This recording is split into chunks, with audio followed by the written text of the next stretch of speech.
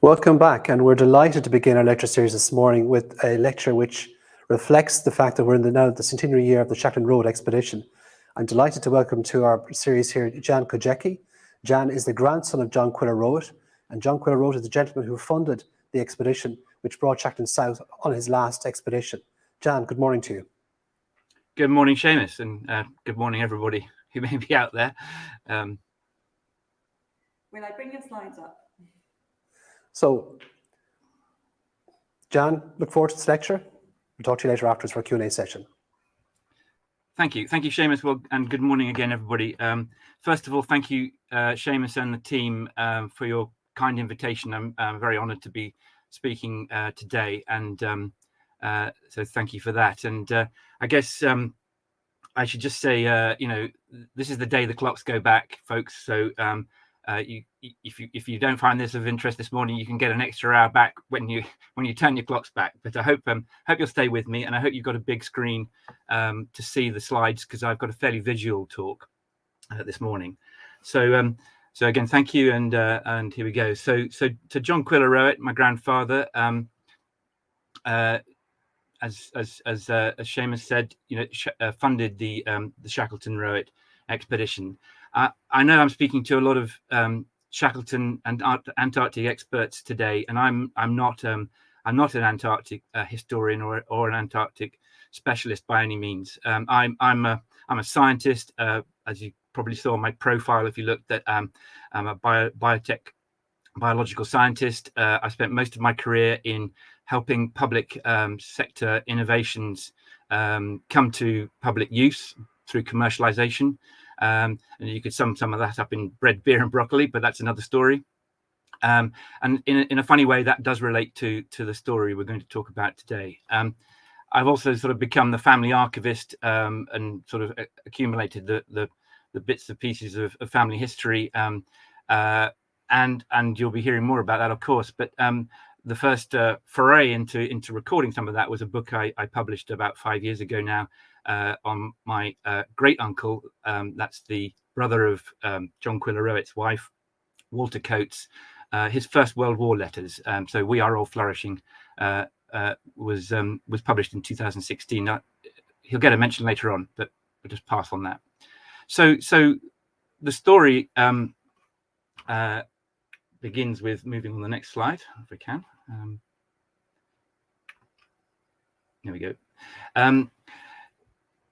Growing up with Shackleton paraphernalia all around the family, bits and pieces you can see in this slide. We have family photograph albums, 2 books of paper cuttings here, which were accumulated by my grandmother at the time of the expedition. Sort of took a lot of this for granted, but it's been a valuable resource for putting the story together many years later. I'll tell you a bit about John Quiller Rowett himself before we get into the Shackleton part of this. He was born in Rangoon. His father was working out there in 1876, the youngest of 3 children. You can see him in the front here. But his father died just 4 days after he was born, at the young age of 35. And so the family came back to England, to the family home of Polperro. They're originally from Cornwall. And he went to school later on in Plymouth. But as a higher school boy, he went to Dulwich College in London for the years aged 13 to about 15. And of course, there he met Ernest Shackleton, as is documented. But he also, shortly after leaving school, contracted TB, and the sort of treatment for that in those days was, being prescribed warm, sunny climate and fresh air. So after leaving school and contracting TB, he went out on the steamship Orizaba to Australia in late 1895, and he went across Australia and then onwards into the United States, and so it's kind of gap year, I guess, till the end of 1896. And during this time, he saw the intense wine production that was going on in southern Australia and California, and brought that back with him, and had the idea to go into business in the wine and spirits trade. And he did this with a businessman he'd met, a friend called Basil Leakey, and they formed Rowett Leakey & Co., which became quite a player in the rum market. I'm going to just break for a second to tell you a bit about Basil Leakey. He had this bizarre alternative life as an entertainer and magician called Alan Adair, completely parallel universe. After the First World War, he set up the Adair Wounded Fund. It was a charity aimed at staging concerts to entertain wounded servicemen. And the first concert of this series, which went on for many, many years, was held at Wigmore Hall the day after Quest departed, as it turned out. So that was a busy weekend for everybody. And my grandfather was here in the program. You can see he was the defraying incidental expenses. He was already supporting Basil Leakey's charitable work. So he was helping out philanthropically at that stage. And their business premises was at 19 East Sheep. It's now a Pret-a-Manger and an opticians by the look of it in London. And in 1911 they're a well-established company, and so doing well already. And Shackleton and my grandfather meet again, and indeed my grandfather lends Shackleton office space at 19 East Sheep in 1911. Now, this picture is actually Toronto in 1910. It was the closest one I could find to that period. And if anybody knows who the gentlemen are on either side, it's one of Shackleton's lecture tours to Toronto. I'd be interested to know who they are. So that's his business life, and his family life also was progressing. He married my grandmother, Ellie Coates, Helen Coates, in 1913, and they had 3 children: Helen, John, and my mother, Caroline, or Betty, as she was known in the family, but she hated that name, so she's called Caroline in the slides. And she was born in 1920. So he's a father of 3. Going back to the war, the rum business was successful already, but they had the contract to provide the rum to the services. So this is one of the service rum department flagons on the wall of a trench in Festubert 1915, where the Glasgow Highlanders were stationed. And this is my great uncle Walter of the book with his niece, my aunt, just before the Battle of the Somme. So John Rowett's rum was appreciated by both the Army and Navy throughout the war. So after the war, things were opening up, and his business was obviously still very strong. And he bought a house called Ely Place in Frant in Sussex, a big country house with several thousand acres of farmland. And he indulged himself in breeding horses and farming of a sort of it's like a model farm, basically, using modern techniques and the best available livestock and so on to really try and use improved modern farming practices in an amateur farming sense. And here's the visitor's book with "Happy is the House that Shelters a Friend," 1921, the first full year that they were there. So a kind of happy setting at that time. This book, incidentally, has been really helpful in piecing together who came and went in the years 1921 to 22 when the expedition was ongoing.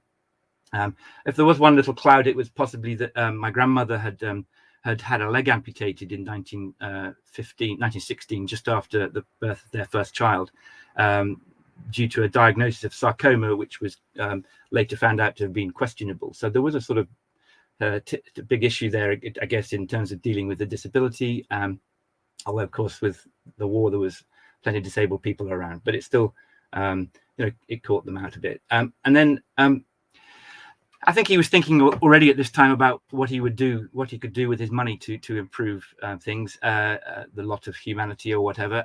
Here he is talking with a friend from Dulwich College, actually, Robin Plimmer, who was a biochemist, who'd been a professor of biochemistry in Aberdeen, and Plymouth introduced him to the newly formed or recently formed North Scotland Agricultural College, who had an animal nutrition unit, and my grandfather became excited by the prospect of giving them a state-of-the-art laboratory and animal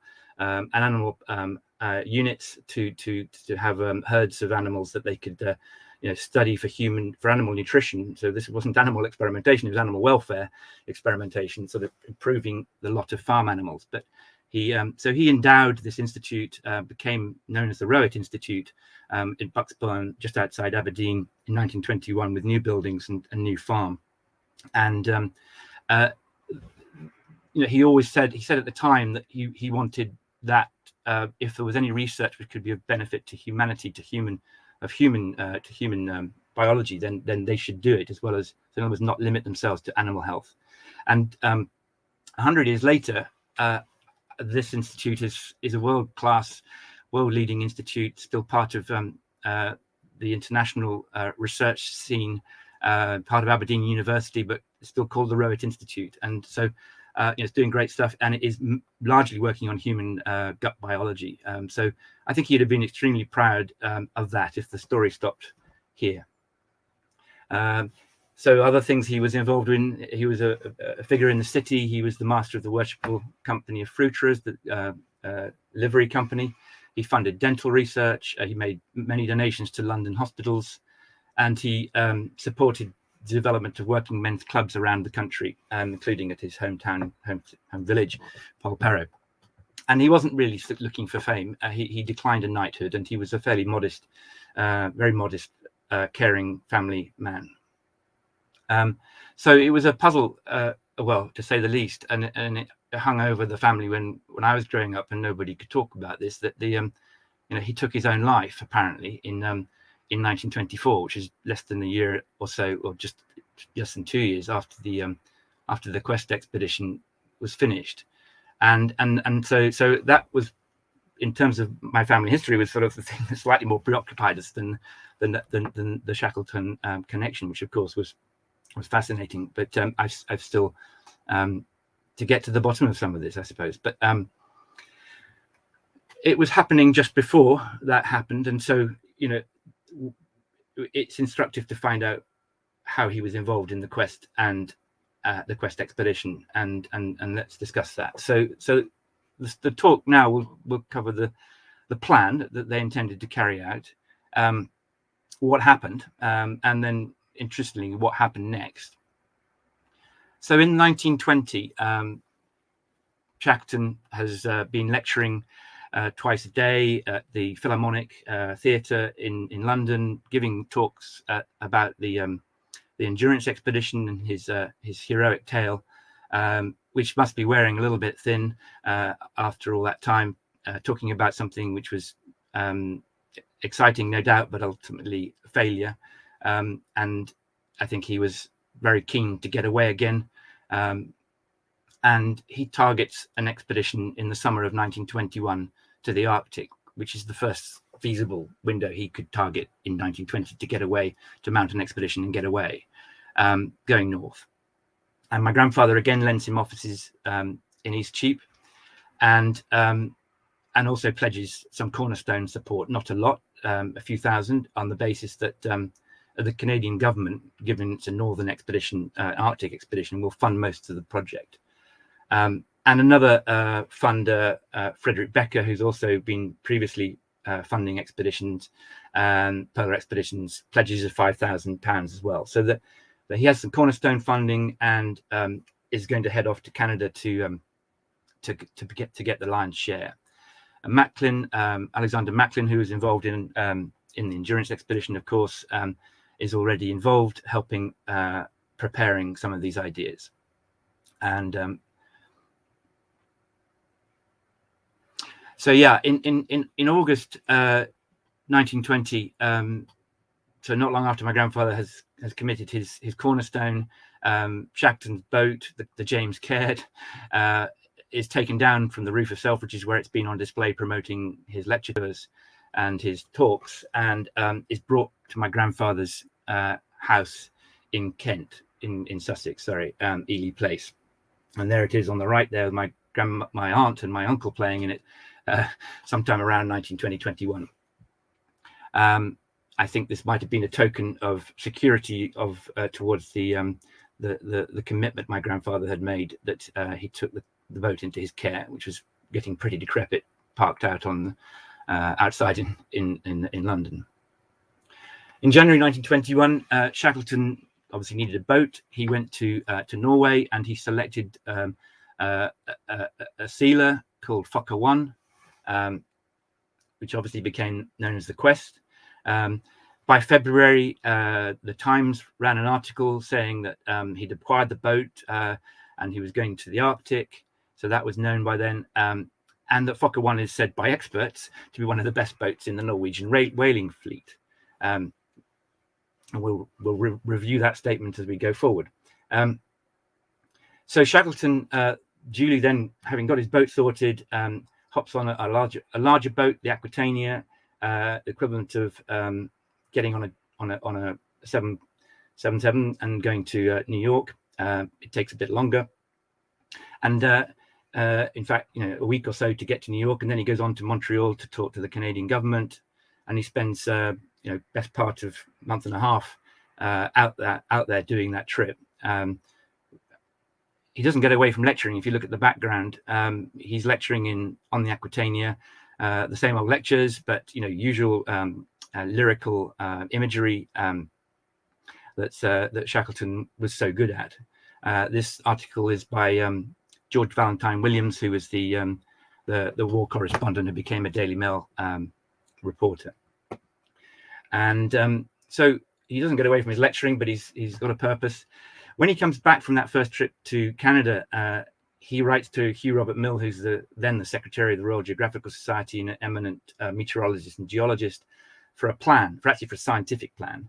It's quite late in the day to be asking for the plan, but he does so. And that plan is to explore the islands around the Beaufort Sea, which is apparently sort of very close to what Stephenson was planning also to do. So he's setting himself up as a competitor to Stephenson in the eyes of the Canadian government.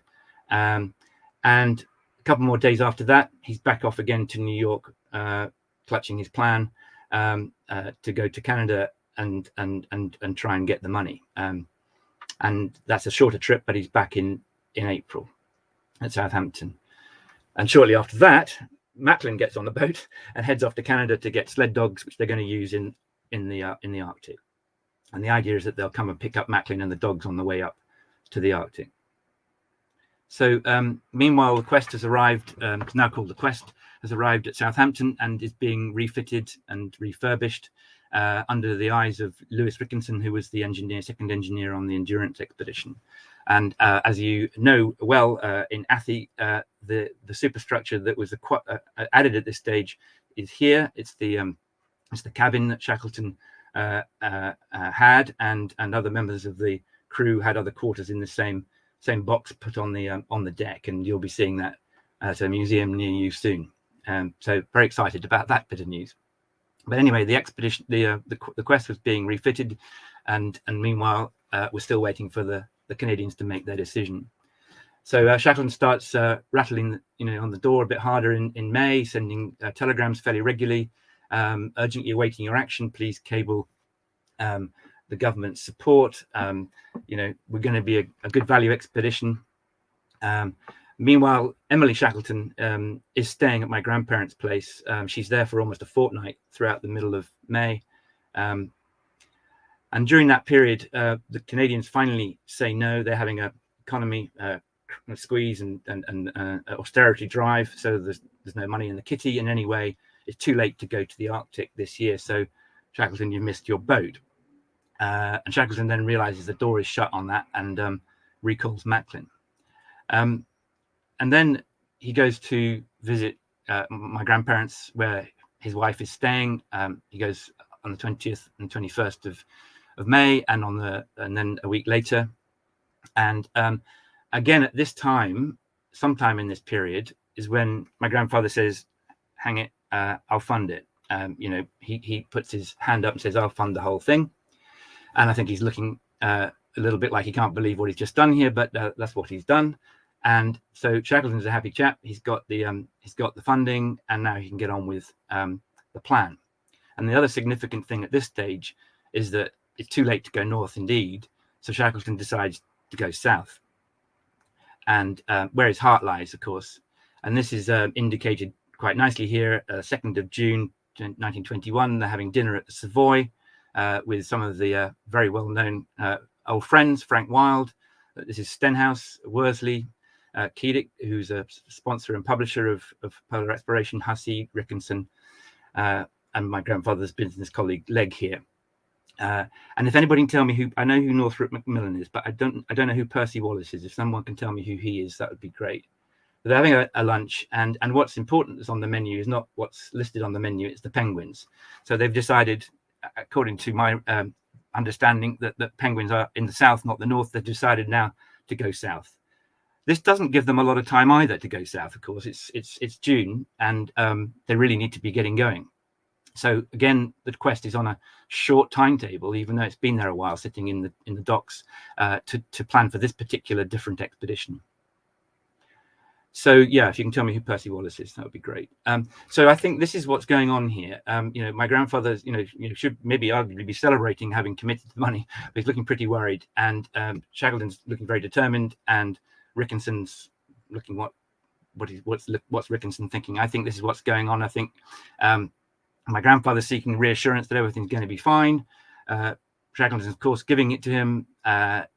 It's absolutely fine. What can go wrong? And well, if we were prescient, we'd know that we think that Rickinson will be saying, well, there's the problem with the engines. They're steam, they're not diesel. The prop's probably too big. The boiler might be, old, etc. So it's easy to say that with hindsight, but I think there was a lot of stress going on still at this time. Shackleton accumulating his colleagues from the previous expeditions. Geoffrey didn't go on the previous expedition, but he would have done. But there's Wilde, there's McElroy, there's Worsley, of course, Macklin, Hussey, and Kerr. And it's interesting, he's got 3 medics with him. Not qualified yet, Hussey, but it's quite handy to have a doctor in the house. And of course, the cook, Charlie Green. 2 very interesting characters, George Hubert Wilkins, who's experienced with Stephenson in polar exploration, and an amateur natural historian, but he's given the position of natural historian on the boat, natural scientist, and George Vibert Douglas, who has a degree and an MSc in geology. And 2 technical people, in the sense, there's going to be a seaplane, and so here's Roddy Carr, who can fly the plane. Wilkins is also pilot, and Harold Watts, who can work the sophisticated electronic equipment in the wireless department. And an eclectic recruitment, as always, with Shackleton. This is John Charles B. Mason, who's a cinematographer. There's early days of movies, of course, and every expedition should have a movie. And he's actually got experience of making movies about bees, which may or may not be handy for the Antarctic. But anyway, and also an old friend, Gerald Lysett, who's a millionaire, or a very wealthy man, a yachtsman, no accomplished yachtsman, and he's brought along for the ride as temporary helmsman, and actually gets to use Shackleton's cabin for the first part of the journey. So the crew's put together with his favourite friends and a few others. A couple of extra people here. This is a team building cricket match that happens at my grandfather's place in July. 2 key people here: Robert Selby Clark, who was the naturalist on the Endurance, and he's helping, I think, advise Wilkins on some of the natural history aspects. And Hugh Robert Mill, who lives fairly nearby in East Grinstead, and is the go-to man for a plan. And so it's often been criticised as not having a plan, the Quest expedition, but it does, the Shackleton Rowett expedition. And Mills produced it, and it's actually not a bad plan, especially even by modern standards. I mean, it's actually very topical. I mean, it was looking at meteorology for purposes of weather forecasting, long-range weather forecasting, and water and drought planning in the Southern Hemisphere particularly, and also for helping shipping, mapping and surveying for navigation, supply stations, and wireless networks, all supporting the economy of the Southern Hemisphere and beyond. And a year, if they had done it, to travel around the Antarctic Sea and then circumnavigate the Antarctic entirely, would have produced a huge collection of natural resources, samples, wildlife and geological specimens that would have had massive value. So it did have a plan, although, as we know, it wasn't executed. It also was well equipped, and again, that's a myth that is around it. It wasn't well equipped. It was, and the boat may have had its issues, but the boat was actually crammed with gadgets and equipment, sounding machines, of gyro compasses, an autograph. There's only 3 of those in the world at the time. Met equipment was supplied by the Met Office and the Admiralty and the Air Ministry, and a seaplane. And the seaplane was would have been a very innovative thing, or an innovative thing. Would have been the first flights, powered flight over the Antarctic, and a purpose-built cinematography, photographic development facility in the front of the boat, where Wilkins holed up, although it probably wasn't very huge. But so, it was well equipped and up to date.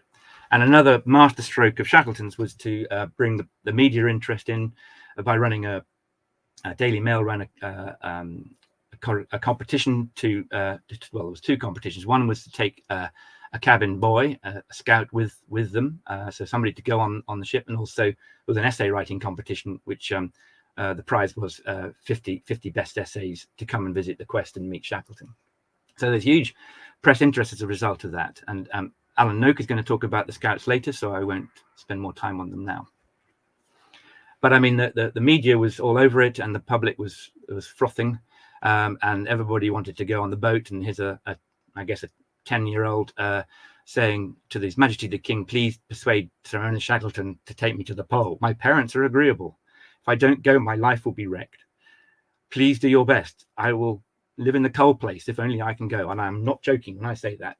So that's the actual letter, which ended up in my grandfather's hands, having been sent to him by the palace. Again, there was a lot of interest in everything that happened as the quest was being prepared and loaded, with all sorts of equipment and food, and every little detail was watched. And one of the little details was the 30,000 cigarettes and a big pile of booze that went on board. So what athletes these gentlemen were. The 30,000 cigarettes was in addition to being almost commanded in their contract to take as much tobacco as they possibly could carry. So this was the over and above ration. So they were highly tuned athletes setting out for the Antarctic, and they did set out on the 17th of September, finally, just about in time to get there for the season. And there's Shackleton casting off in these iconic photographs of going under Tower Bridge, which maybe you have seen and were repeated on the 17th of September this year, the 100th anniversary. And again, Alan might tell us a bit more about this later on, when the scouts, the request team, their request, repeating the centenary event to go to the Antarctic on Bark Europa. And Alan's written a book about the scouts that Shackleton recruited to go on this trip. So that's all happening, and keep an eye on that in the background. After they left London, they went to Plymouth, and don't worry, I'll do the rest of the expedition in 3 slides. But there's my grandfather waving goodbye in Plymouth, and off it went. And the first thing that happened was they ran into rough weather in the Bay of Biscay, and the old hands, even they found it pretty rough. And although the quest was very slow, it was unsinkable and bobbed around like an apple, and everybody got really badly seasick. The engine started knocking immediately, and pretty much when they got into the heavy seas, and because supposedly the crankshaft was out of alignment and it's using a lot of fuel. So it checks into Lisbon initially for repairs, and then heads off to Madeira. It still hasn't solved the engine problems. B. Mason, the photographer, and Mooney, the scout, are sent home seasick. So Wilkins gets to take over the photography, as well as being an actual historian. And actually here is Madeira. Here's the quest in the bay, and there's the battleship Guidon, the French battleship, alongside it for scale. And actually, just as an aside, this is some of the earliest color photographs taken on an Antarctic or a polar exploration by Wilkins. So that's just an aside. But this is a letter that Shackleton wrote at this moment in Funchal Harbour, on the quest to my grandmother saying that thank you for your letters, please keep writing. It's a bit of a strain. I feel I've put a load on John, but it will come out all right this time. He goes on to say, you know, I'm happy ever as I look up and see her mast reeling across the steady stars as she lifts the sound of the sea. Again, very lyrical Shackleton. It'll be all right in the end, is what she's saying, and John will feel all he's doing will not have been in vain. So there's obviously, you know, again, a lot of worry and stress going on about this in the background, and Shackleton's using, you know, his charms to reassure John through my grandmother. So on they go. Quick quiz question. Anybody answers on a postcard is, what is this bird? Anyway, I'll come back to that. I won't actually come back to that. If you come back to that, if you got me an answer. The engines are still knocking. They go past Cape Verde, and then St. Paul's Rocks. And then, and this is a pivotal decision as well, they divert to Rio. It's actually a beeline towards Antarctica, if you look at it, but they're really going for repairs. It's not going to Cape Town, where they should have gone. And if they had gone to Cape Town, I'll tell you what would have happened at Cape Town in a second, but they go to Rio, and there are repairs to the engine. It turns out that the crankshaft hasn't been straight because the keel has warped, and that's because it was so long in dry dock in England, and then when it's put back in the water, it somehow twisted, and so that had been a fundamental issue of not preparing the boat properly. But anyway, so they check into Rio. And not going to Cape Town means they won't be picking up the polar warm weather gear that was sent on ahead. The airplane was sent on ahead, so they don't have access to that seaplane, which would have been an innovative thing to have had. And they're not going to pick up a gentleman called Ernest Goddard, who is a professor of the Department of Zoology and Geology at Stellenbosch University, who would have joined the expedition and was a serious card-carrying biologist. So that's a big loss to the expedition because of that decision to go through Rio. Wilkins and Douglas are sent ahead to South Georgia to do some research, and off they go, and Shackleton and the rest stay behind while the ship's being fixed, and it's endless dinners in 110 degrees heat. And there's Shackleton. This is Sir Alfred Yarrow. Anybody who's in town, he's been sent building motor torpedo boats for the Brazilian army, and here he is at another dinner, getting, as you see, hot and bothered. Black-browed albatross. No, it's not actually, apparently. And Shackleton's staying here at the Leopoldina Shakara, which is the officers' mess of the local railway company near where the boat is being fixed. They finally leave Rio on the 18th of December, weeks behind schedule, and Shackleton plays down a funny turn, which the medics recognize as some kind of heart thing. Just the day they depart, the engines are still not right. The boiler's cracked. It's found to be 26 years older than the Quest when they find the certificate. Someone sold them an oldie, and the water tank's leaking. So then on the top of that, there's huge storms. They get to South Georgia on the 4th of January. As you know, Shackleton then died, and with a massive heart attack. And of course, that is no surprise. Sadly, then Wild takes over, and there's two things happen now. Wild takes the crew into the ice. They find their way to Elephant Island, surprisingly enough, and check it out. And meanwhile, Hussey takes Shackleton's body back towards England, but he gets as far as Montevideo and then is told to bring it back to South Georgia for burial there. So while they're off on the ice, Hussey comes back, buries Shackleton, and then the crew return and erect a memorial cairn. Here's a color shot of that one. They leave South Georgia behind and go to where they were going to go on the way down, Tristan da Cunha. And there's lots of interesting things that happened here and Gough Island in terms of doing science and meeting the people who are on this remote island. But I haven't got time to tell you about them today. And the Quest gets to Cape Town and is called back. So that's the curtailed expedition. They don't fulfill that longer route, and it's back home.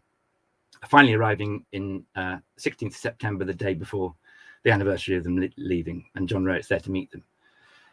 John Rowett was there to meet them on the 16th, 4 days before. He'd been up at the Rowett Research Institute in Scotland with Her Majesty the Queen opening the Rowett Research Institute. So that was a week and a half for him. And in fact, a year and a half, as it were, or a year for him of some up and down. The hope at the beginning of the expedition, seeing the flag raised on the quest by the scouts, and then meeting Hussey back off the boat in May, Shackleton being dead, and the expedition on its way back. So I'm going to spend the last few minutes just looking at what happened next, because I think it's interesting to the story. I mean, at the time of the photograph being taken here of the crew at the cairn, which they put up in South Georgia, Shackleton's grandfather's actually in court, having to take action against Lady Shackleton to get the affairs of the expedition put into the hands of a receiver, because basically there seems to be a problem cooperating with the will having not been proved of Shackleton not having been proved, and the assets of the expedition all being tied up in that, and therefore no one can control the actual dismantling of the expedition in the interests of both the venturers, both my grandfather and Shackleton. So this is an awkward moment to have to go to court with the wife or the widow of your business partner at the time, and the beginning, I think, of a very stressful period. It wasn't stressful enough. It possibly is explained somewhat by this letter, which was written by Shackleton the day he wrote the letter to my grandmother from Funchal, from Madeira, and saying, Rowett's letters are a mixture of moans and friendship, moans at the expense and terms of friendship combined. Fundamentally, he's all right, but he feels the parting with the money. And he warns Emily that the Rowetts are very kind, but inclined to be possessive. Don't be too dependent, and don't discuss little household things with him. Let him run after you, and keep your peace and keep your independence. So I think, well meant as that advice was, it was probably sort of sensitizing Lady Shackleton to be into inaction. So my grandfather was having to deal with that on the one hand, and then very keen to see some kind of legacy, some kind of output from the expedition put into the public, and the book that came out was really the manifestation of that. It was had the name Frank Wilde, but it wasn't written by Frank Wilde. Frank Wilde had very little to do with writing it. It was written by Macklin.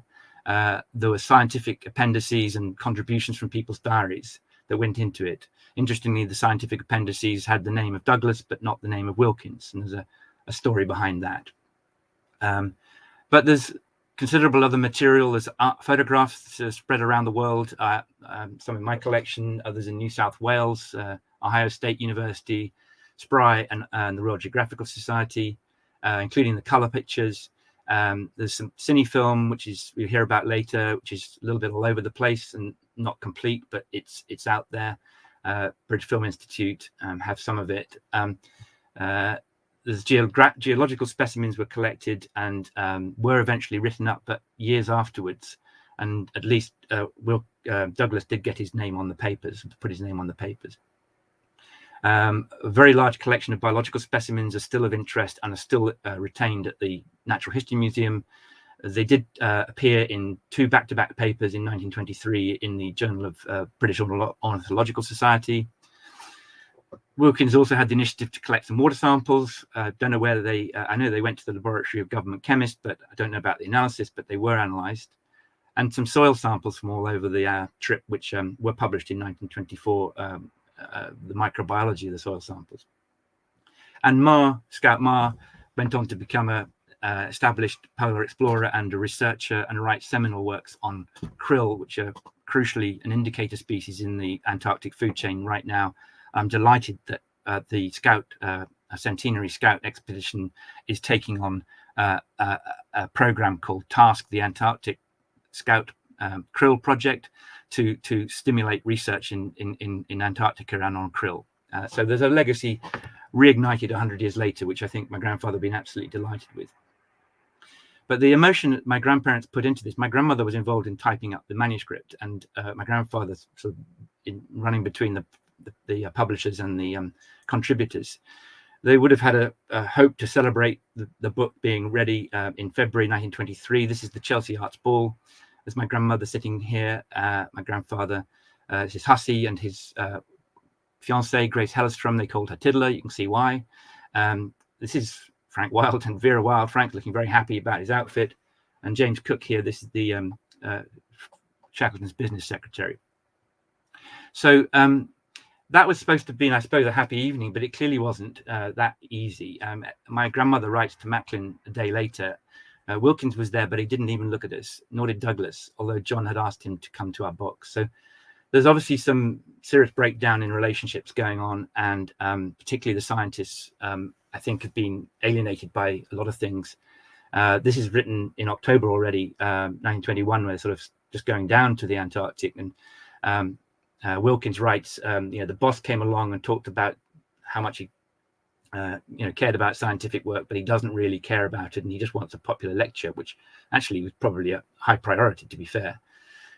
He's not interested in science; everything else can go to hell. And this thing is, he's not impressed with Shackleton's competence of having selected the boat and prepared it the way it was. So that's kind of strong stuff. And Wilkins was fairly an outspoken person, but it's an indication of sort of dissatisfaction. And another indication of where Wilkins was going was that 15th of December 1922. This is like when he's supposed to be writing up the projects. He's actually in Poland, or what is now Latvia, Vilnius, and then Moscow, meeting Lenin. But his mind are on other things, and his next phase of his life, and the quest is really behind him.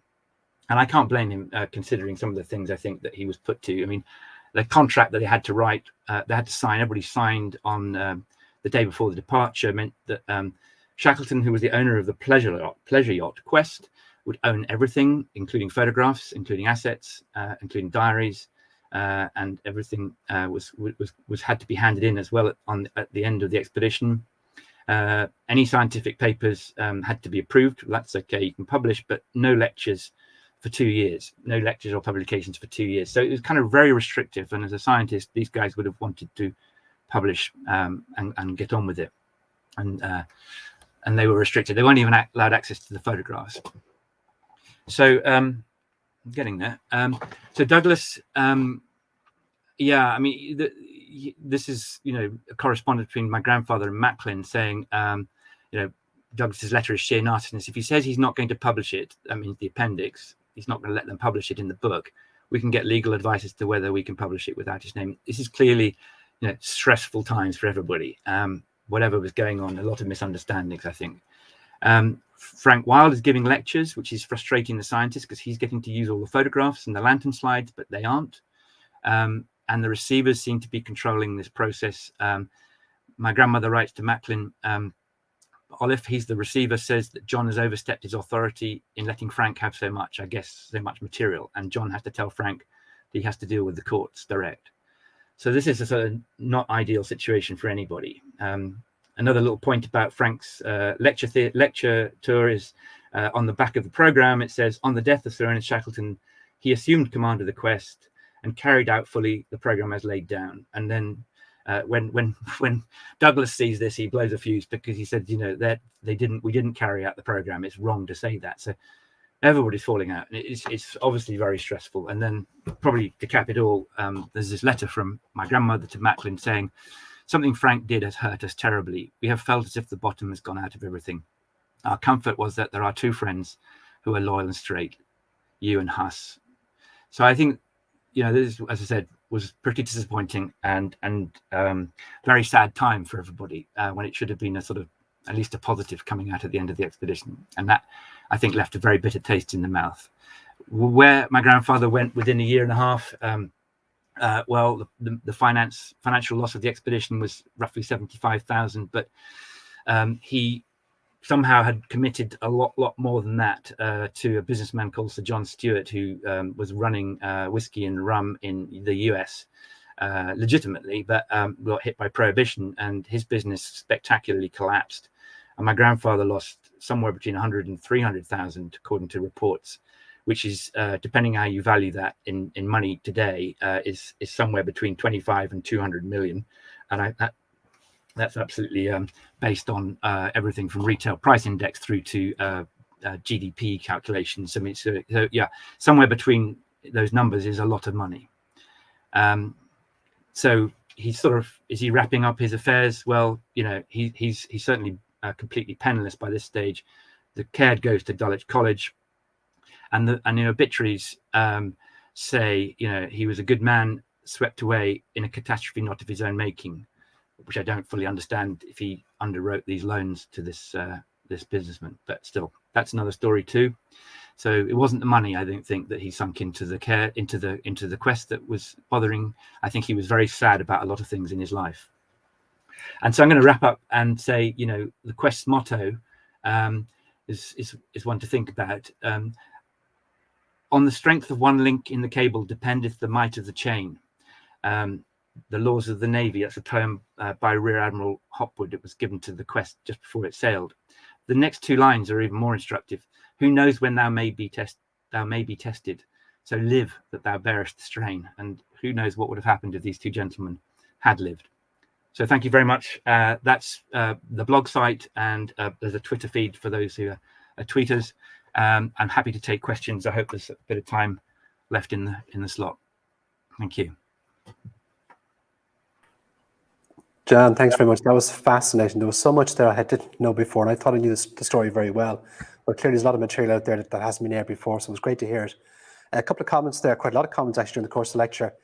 Jonathan Shackleton of our own place here in Ireland has identified those gentlemen in the photograph from Toronto that you mentioned there at the start of your lecture. Thank you very much. Can someone write that down and send it to me?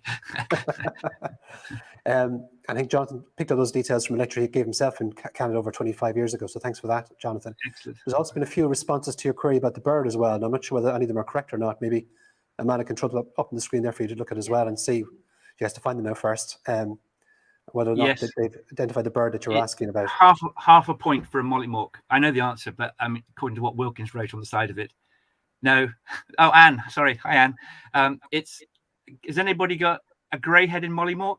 Because I'll give you half a point for the mollymawk. Half a point for the mollymawk. It's a grey-headed mollymawk, and apparently, it's not. Well, you see, it could be. Well, we'll get into hot water with the ornithologist here, so I'll stop. Wilkins was very excited about that one, so we can pick it up. But yeah, pick it up later. Hello, Mark. Yes, thank you. Very good. Yeah. A couple of other questions here as well. Somebody asked here as well, what rum brands did John Quiller Rowett distribute? Yeah, well, it was Leaky and Leg. I showed you the labels. They were Rowett, Leaky and Leg. It was named by the name of the company. I mean, there was probably some brand names within that, but I don't know. The brand was bought by Seagram eventually, and it's now part of Diageo. So you know, in terms of there is a cocktail. I think it's what's his name? There's a guy I've been corresponding to on Twitter. I can't remember his name, but he's the sort of the rum expert, and he will tell you probably what brands there are. I can find out if you like. So very good. I don't have any. There was also there, you mentioned during the course of the lecture there, a business partner of John Quiller Rowett's, who was also a Dulwich student. Was he anyway involved in the expedition sponsorship as well, or was that picked up incorrectly by somebody there possibly? No. So the guy, the other Dulwich gentleman, was a scientist. He wasn't a business partner. He was a scientist. But he'd known. So he was one of the people who walked to school with my grandfather in Shackleton, I think, because there's a reference in the Mill biography that someone who knew German quite well helped them with their German, and I think Plymouth was the gentleman who knew German quite well. Right. I think because he was of German extraction. So, another question asked as well is just in terms of how Rowett sponsored the expedition. Was there any element of being a kind of like a business sponsorship? Did he get any kind of promotional? No. Yeah, I mean, the Fisher biography says that there was expectation that there would be returns. Thank you, Jeremy. There'd be returns from, lecture tours and films and things. You know, there would be an expectation. I had no idea if there was a contract. I mean, I doubt it. You know, I suspect it was all, gentlemen's words. I mean, the contracts I've seen are between the crew and Shackleton, which and my grandfather signed all those saying I'll pay the bills, but everything's owned by Shackleton. So I don't think there might have been a joint venture agreement behind the scenes, and I guess there would have been enough of one that the receivers would have. He had some weight in court to call the receivers in because of that, but I don't have any paperwork on that, and I don't have any kind of business, transaction that said, there's a profit, being split in a certain way. I see we have a question there on the screen from Steve Scott Foss. I think you can see that there yourself. Well, I don't know. I don't know how to judge this. I'm very wary about judging what people were thinking at the time. I do think that my grandfather was partly heart over head on this, but I mean, if he'd been such a smart businessman, I don't know. I think it's really hard to say. I mean, Shackleton was a big, famous guy. This was, hugely sort of, would be a hugely sort of wonderful thing to be involved in. And, maybe his heart just got ahead of his head, but I wouldn't want to judge it. And a question there from Val Carr as well on your screen, I think there. John? I mean, so there was a lot of talk about the strikes at Thornycroft's yard in Southampton, which slowed the thing. My understanding was that the crankshaft problem was caused because the boat was in dry dock for quite a long time. If you look at the pictures, it's actually not completely. It's just sort of laid on, but it's fairly empty and so fairly dry. And then when being a newish boat, I don't know, but when maybe the timbers sort of had more reaction to being dry and then put back in the water. So, and because it was there for 3 months plus 3 months, it was quite a long time. So I don't know. I think that it twisted, and that's why the crankshaft was out of alignment. The boat was out of alignment around the crankshaft. But I'm not an engineer, and Val, Don, your family very closely interested in that answer. I don't think the mechanics of the boat were a problem. I think it was the superstructure, but that's to be discussed. If they left, did they have a? Well, no, they didn't, Susan. They didn't have a lot of polar gear on the ship because they were in the tropics in the middle of the trip, and then of course arrived down in South Georgia. They managed to borrow a lot of gear from the whaling stations in South Georgia, and some gear that had been left from previous expeditions, and some other just polar gear or warm weather gear that the Norwegian whalers had in store there. And they supplied them with other ice gear, ice equipment and stuff as well. So they did get some gear, but they didn't get the key stuff, which is the sort of the plane and the biologist from Cape Town. Pat Lurcock, hi. Do I have plans to publish a book? Don't know. If you want to buy one, tell me how many people. I know from my other book you don't make money out of books, but it's a good story, I guess. I was sort of rather taken by how much interest there has been. Well, Dan, that's one. We got a great response here on social media and also on the internet as well. Lots of questions. So, I mean, thanks very much. Well, this is a story which we haven't heard before, and it's great to hear. Feed them through, and if I can answer them, I will. But thank you, everybody. I can't see out there, but that was on behalf of us all here at Virtual Shackleton, thank you very much, Jan. Good to talk to you. Great to hear you today. Thank you very much. Pleasure. Thank you. Bye. So that's a great start for Virtual Shackleton this weekend. Great talk there from Jan. An awful lot of material that's completely known to most of us here as well. Now, our next piece is a little teaser for you, if you wish.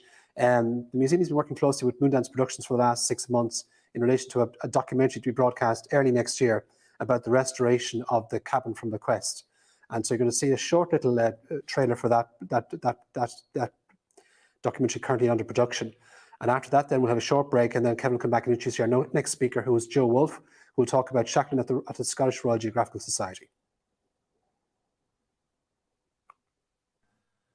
The night Shackleton died, I was on watch. As I came off watch, passing his cabin, he called out to me. He said, "Huss, I can't sleep. Play me some of the old tunes, will you? They always help me to sleep." So I played him a lullaby.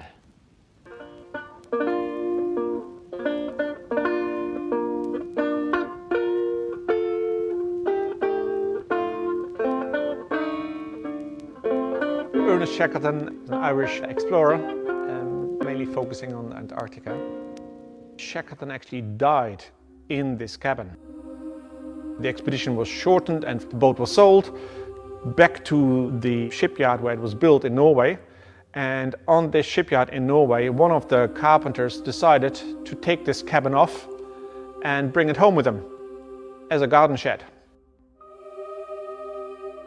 The Shackleton Museum in Athy heard about it and got in contact with the owner then. And then eventually it was decided that this cabin would go to Athy, to the museum, as one of the exhibits. They were wondering, is it possible to actually do this? I was pretty certain that nothing would be original and it would have been totally rotten. But what I didn't consider was that this is 200 kilometers north of the polar circle. So in winter you have severe frost, extreme low humidity, so wood borers would have pretty much no chance to do any serious damage. And there was general care as well. It was always regarded as something special. Eventually the cabin arrived here, and now we're in the process of actually preparing it for the museum in Athy. First time I heard this story was actually from a little vinyl record I had when I was 8, and it was absolutely fascinating. Nordpol, Südpol, ewiges Eis. Kälte. Monatelange Nacht. Monatelanger Tag.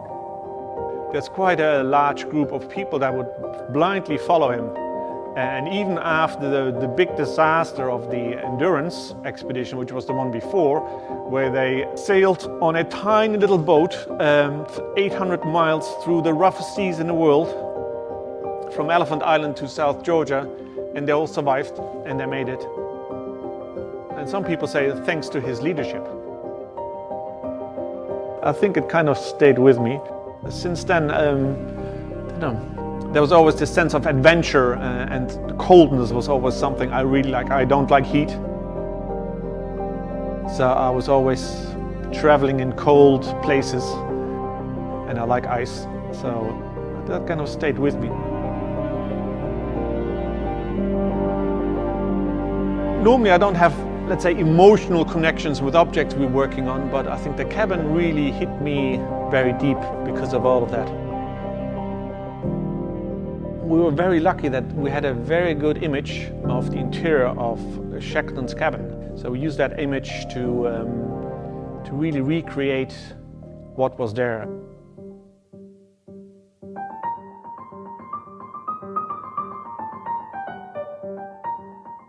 Conservators follow a code of ethics, so therefore we're not trying to fake things, we're not trying to make things look better than they are, we're not trying to make up things. If we don't know it for certain, we're not going to do it. I take that very, very serious. One of them was the wallpaper. Some people think that this wallpaper reminded Shackleton of something, maybe at home, and that's why it was installed above his bunk. But again, that's only an assumption. This company who then made these wallpapers lost its entire archive in the Second World War. We managed to find a wall with that same wallpaper, and then we're able to recreate that wallpaper by recasting it. And again, of course, we have paint cross-sections as well, which just give us a clue of how it was painted, what colors were used, what paints were used. So the actual doing the work is actually, I think, the easy bit. It's really the research and the evidence and the arguments for a certain decision. That is really the hard bit. But I like challenges. I love challenges.